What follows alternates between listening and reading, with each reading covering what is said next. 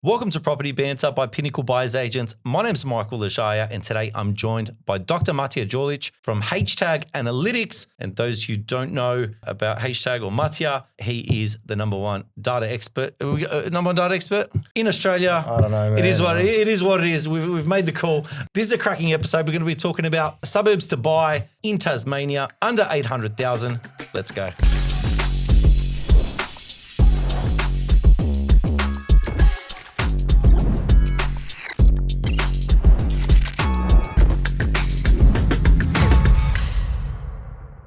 Hey, Michael. Nice to see you again. I just threw that out there. I don't know if I'm the number one data expert, but yeah, I like to be called one. Yeah. On my podcast, we've just made that up, and we're just going to categorize it. So if to my editor, just put that down in the captions. Just put a little caption down there for you. Why do you want to talk about Tasmania? Well, I'm not going to lie. All right, we've been buying there. Yeah, I'm loving it. I'm there in 3 weeks, and honestly, I missed it in the 2010s. Straight up. As a buyer's agent in the 2010s, I missed it and I was like, nah, I'm back in Brizzy. And I backed Brizzy, obviously, with not as much knowledge. And this is where I'm being, open and honest with everyone. I'm not perfect and I don't always get it right. I'm human. Believe me, Absolutely. I've made many mistakes in my life. But I missed Tassie in the 2010s and I watched it go and I was like, wow. So now, removing that little bit of emotional bias or partial trauma, all right, from my history, I am going to look at it and go, hang on, let's analyze it for what it is. Let's look at the numbers. Let's have a look at it analytically. Let's decide whether we're going there or not. So that's where I'm at right now. Yeah, it all as you know, it all moves in cycles. You know what I mean? Yeah. You have one, and then another state appears, and all of these other things. And you know what? It's interesting that you want to talk about Tassie because, as you know how we have a warm spot methodology, and I usually see suburbs creeping up in an instance where you apply that, equity extraction timeframe or growth target of 20 to 30% in the next 4 years, which is like you're sort of anticipating market movements. When I think when Perth was the flavour of the month, you had Townsville popping up, then you had Cairns popping up, then Melbourne was popping up, and now you see Tassie and you see some New South Wales areas, and Tassie areas are actually right up there. Darwin as well, for example, was popping up when, 8 months ago. Year. So it's an interesting choice and one that I don't think a lot of people are looking at, but I do think there are some very interesting opportunities there, Yeah. Before we get into that, into Tassie, let's talk about the hotspot thing. Okay. Let's talk about the hotspot thing. We were just talking about it in the car briefly. The fact that there's a lot of people that love watching videos on hotspots. They're in analysis paralysis. That's what I feel is going on. A lot of people are just like, okay, is that better than that? Is that slightly better than that? And they don't know where to put their money in. But there's so many markets that you could be in, but there's more markets to be in than you probably have serviceability currently. Or ability to purchase. Yeah, so I mean, you know what I think about that. I think the whole notion of hotspotting, it's just ridiculous and it's done more damage to the industry than good. But, if people talk about hotspots or good areas to invest into, and I repeat this like a parrot, first and foremost, you have to realize whether that area actually fits the client that you're servicing. That's the primary thing, So if somebody comes out and says, like hotspots for everyone, well, not really. That doesn't exist. You know what I mean? Like you need to match it to your client's brief. But the most important thing is, will that hotspot give you the optimal level of growth? So the optimal level of growth is related back to the notion of opportunity cost. So, okay, it might be a hotspot, but one will return 17%, another one will return 13%. They're both classified as hotspots, but that difference in percentage can actually be, it compounds. $2 million on a 30-year mortgage term. So I think that, when people talk about hotspots, again, there are two fallacies or two misconceptions. The first one is if you're talking about an area, you got to talk about it in the context of an individual and what they're trying to achieve because it's, every area is not suited for, everyone. The second thing is the ranking. Like I'd like to see experts, come out there and say, well, this is the hotspot that I think, or the booming suburb that will deliver X amount of return in comparison to all of these other suburbs. And this is why I think this first one will do its job, That's missing. And what people don't realize is that, a minor difference of 2% growth or 1% growth or even 5%, and both can be classified as hotspots, as I say, can be, phenomenal difference when it comes to, the end result. I just did a case study the other day. I don't know if you can recall the times when we had Mastermind on Telegram. Yes. And I was scrolling through, Now I'm never on Telegram, but we're always on Telegram. Yeah, I remember. Yeah. So we then diverted to a new platform. And I was actually going through all of the shortlists that we developed for clients back then, because back then I used to actually do research for them because the platform wasn't as developed at that time and it wasn't as automated. It was interesting. I had a client come to me and say, I have $800K to $1.2 million to spend. And he gave me 3 suburbs that he wants to buy. And his brief was very interesting in a sense that he needed some kind of, Airbnb appeal. So there was like some South Australia areas, Barossa Valley effect kind of things, And he gave me 3 suburbs. The client actually picked one of them as the best one. And I went through the analysis and I ranked all 3, What was interesting is that all 3 actually delivered like a hotspot, in the last year. That was 12 months ago. It was exactly 12 months ago. So when I say all 3 delivered like a hotspot, I think one, close to it. One delivered 8%, which it's not a hotspot, but it's there. Another one delivered 9.5, I think. But the first one delivered 22, So that's a huge difference. And we're talking about a choice of 3 areas. Yes, the client, if they put their money in any of these areas, they would have made money and substantial amount of money too, because 10% return a year is substantial amount of money, But I guess, what's the opportunity cost? Well, the difference between the first one and the second one is 10 or 11%. That's phenomenal. And I worked it out. It was $163,540 difference in return. So this is what I mean, when you talk about hotspots, when you talk about areas, you got to rank them. You have to have a methodology to rank them and to say, okay, this is a hotspot for this type of a client, and I believe it's better than all of these other opportunities because X, Y, and Z. Now, what I provided in that instance, I did an analysis. It was 96% accuracy, which is very high. I mean, it doesn't happen all of the time, and these are not the expectations that we should have with everyone because, perfection is, rare. My accuracy is not always 95, but it's above 80, by the way. I'm tracking my results. Yeah, so that's essentially, long story short, when you are talking about hotspots, you have to talk about, okay, what is the opportunity cost? Is this the optimal choice, Because the difference between an optimal and a suboptimal choice, while they're both hotspots, can be, sometimes 15%, which is just crazy, you know what I mean? Yeah. So, and I mean, I guess we talked about this before as well. We are now in an environment which is similar to COVID, actually. Well, it's not as COVID-y, but it's similar in a sense that you throw a dart in Australia and the suburbs will grow. I mean, Perth is growing, Melbourne is growing, Townsville is growing still. Yeah. Where they are in the cycle is different. Cairns is growing. Tasmania is growing. What's left? Darwin is growing. Darwin is growing. Yeah. Like there's everything at some percentage point is growing. Exactly. Which then, therefore, suggests that this whole notion of next suburb that's going to boom in a hotspot, well, it becomes nonsense if you don't nuance it and tell me which one is better because everything is growing. But the art form is still in finding the best one. Absolutely. That's what it is. That's, again, I did actually research yesterday, another very important point to mention, which puts us towards that direction of discussing the issue with listings. I surveyed, luckily with AI these days, you can extract all the academic articles that are out there, and you have, scholarly AIs as well that can just crawl and I wanted to check because, I always say 80% of growth comes from the location and only 20% from the assets characteristics. Now, I'm not talking about, renovation strategies and all of that. Just I'm talking about, buy deal for deal. And the research is unanimous across the world. You know what I mean?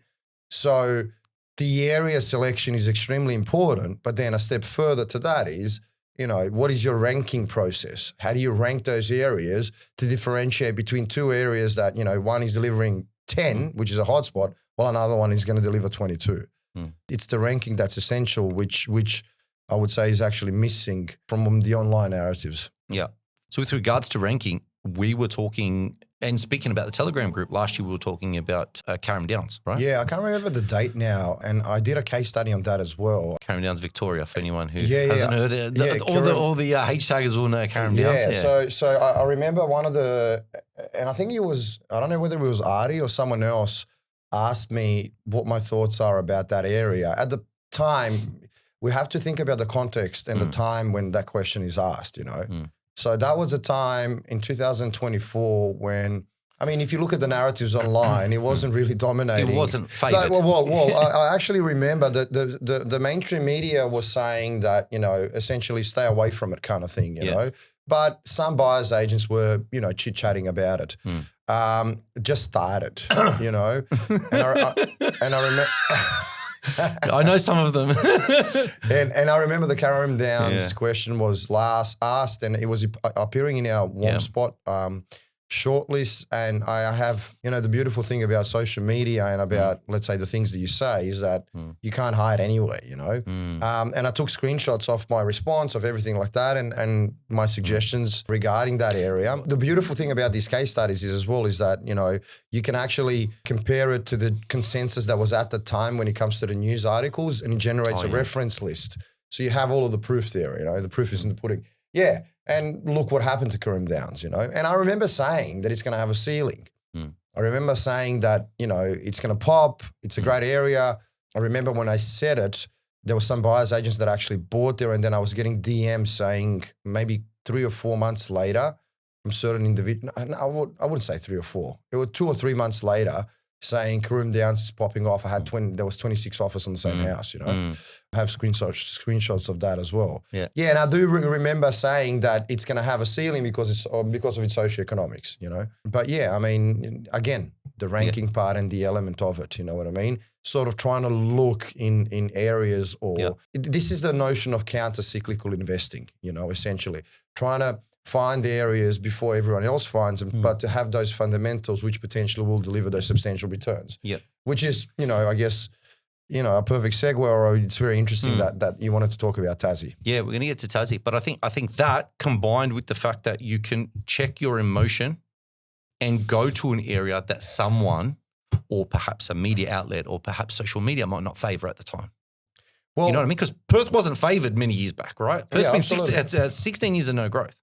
It was not favourable. No one liked it, including clients that I told, hey, we're off to Perth. You know, we need to buy. They said, no, we don't buy Perth. It's a mining town. So, you know, it's the same thing. You've got to check your emotion. As long as the fundamentals are there, supply demand's there, and it's that time of the cycle. It's value for money, below replacement cost, et cetera, and it all starts adding up. You can't say no to it. If you understand property investment, you can't say no. Just check your emotion. Yeah, so great observation. Coming back to that ranking thing, you know, like, people have to understand, my professor told me, you know, whatever you do, read widely. You know, so if you want to educate yourself in property, you know, don't read only about property, read about economics and finance, whatever it is, you know. And the best investors in the world, or hedge fund managers, they have a thesis. They have an investment thesis, you know, which is intricate and developed, and they follow the thesis. You know, whatever that thesis is, you know, to eliminate and put the emotions to the side, you know. That thesis has been developed from years and years of experience, and it has worked. Obviously, then markets change, you have to pivot, things happen, black swan events happen like COVID or whatever it is. But bottom line is, what I'm trying to say is that you have to have a thesis that works so you can put emotions to the side. And you can actually then invest in areas that nobody else is talking about, you knowing that it will happen. Now, the beauty about property in comparison to other asset classes, and I said this many times as well on my strategy sessions, is that it's an illiquid asset. And the meaning of that is that it doesn't exchange hands on a regular basis such as other asset classes, which means that when it comes to predicting what's going to happen in property investing, it is actually very easy. Because the trends are enduring, you know, it takes a very long time because it's not a zero-sum game. You can't buy and sell property instantaneously like you do other asset classes. Bottom line is, if you have the thesis also helps you with the ranking and determining which hotspot is actually better.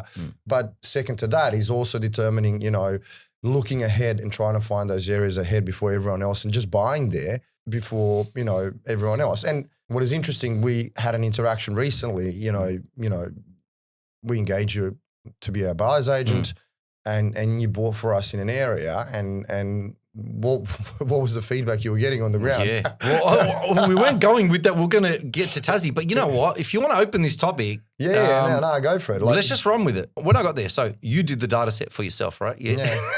And then you gave me a couple of areas. I think what did we narrow it down to? Well, are we going to disclose or we're not going to disclose? I don't want to disclose the areas. Disclose? I don't want to disclose the areas. Okay. I don't want to disclose the areas, but there were like 3 areas. Yeah. One was a standout winner. I think we concluded because there was severe supply scarcity there.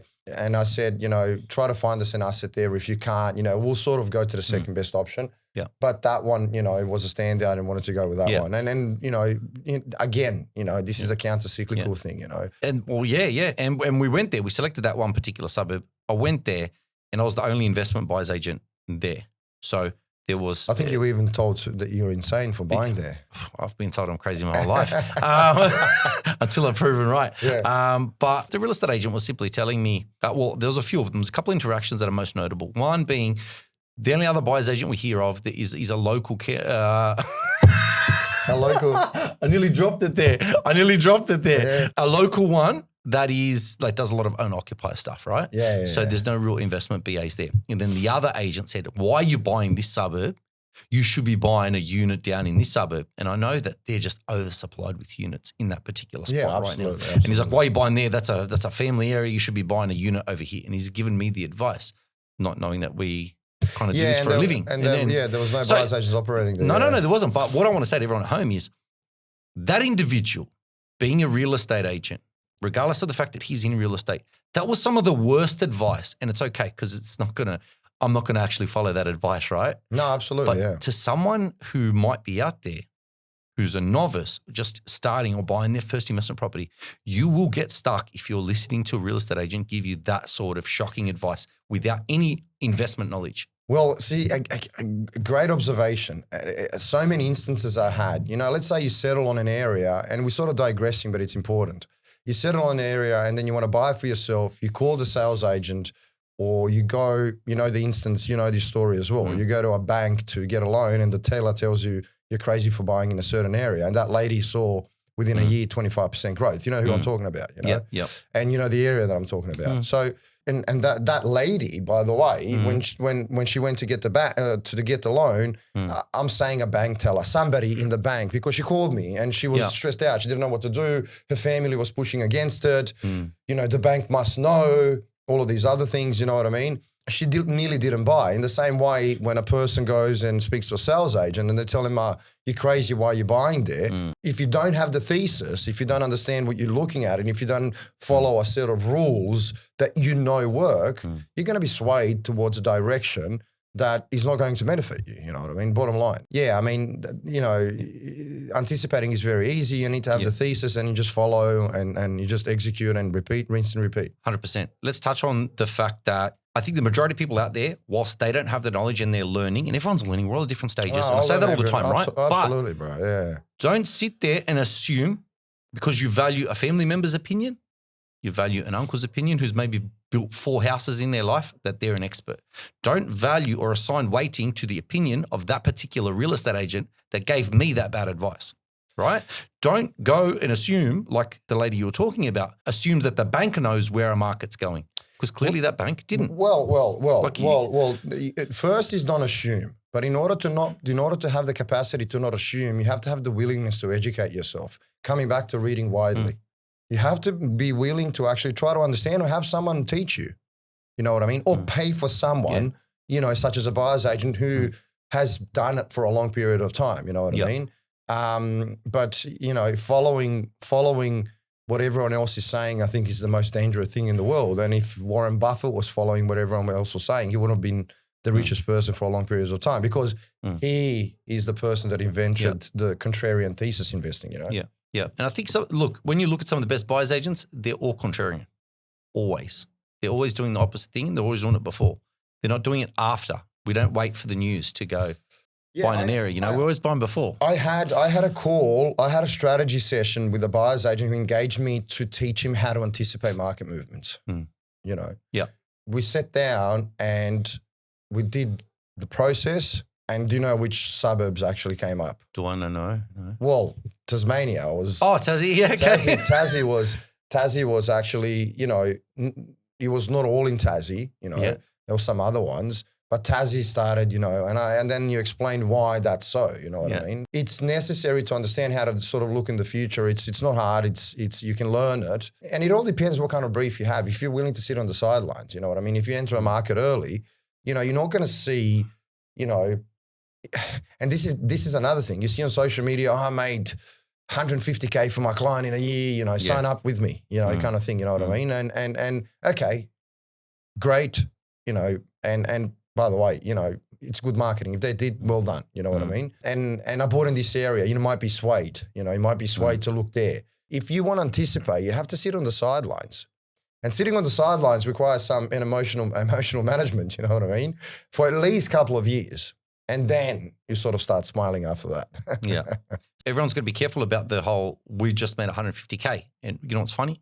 My videos, quite a few of them are about that. I made 150K or 200K I just said it as well. Like, as I said, no problem. Great, And then the discussion is, okay, what's going to happen later? Is a long-term play, all of these other things. But the reason why I said that, I said it in the context of, okay, if I said I made 150K and I bought in these suburbs, don't be swayed to go there if you're in the game of anticipating. Yeah.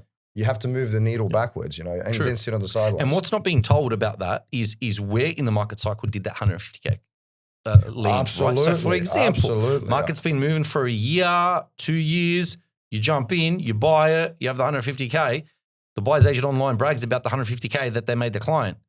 Year 4, nothing. Correct. So you don't really know in what context that 150K has come in. You just see the headline sucks you in, and we're seeing that just like we're seeing now on socials with buy these boom markets or buy this or buy that. And humanity loves a clickbait title. That's why the media is fear-mongering all the time. We're just susceptible to it. I don't know if I told you this, and you were at my house recently.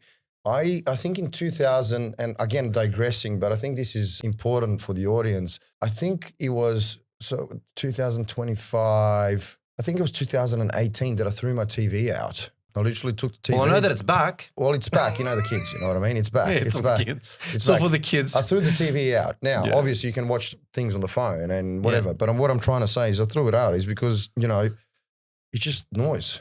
It's just noise. By the way, within that noise that we experience on social media, there are some individuals who, are worthy of listening, you know what I mean? And I'm not saying it's me, it's you and anyone else, but the capacity to discern who you can listen to and where you follow. Again, coming back to the thesis is very important. Yeah, 100%. Thank you so much, Dr. Matt. Everyone, that's Matija Djolic from HtAG Analytics. I thank you so much for joining us on this episode. I hope you got a lot out of it.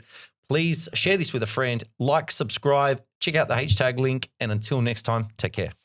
Take care, guys. Thanks.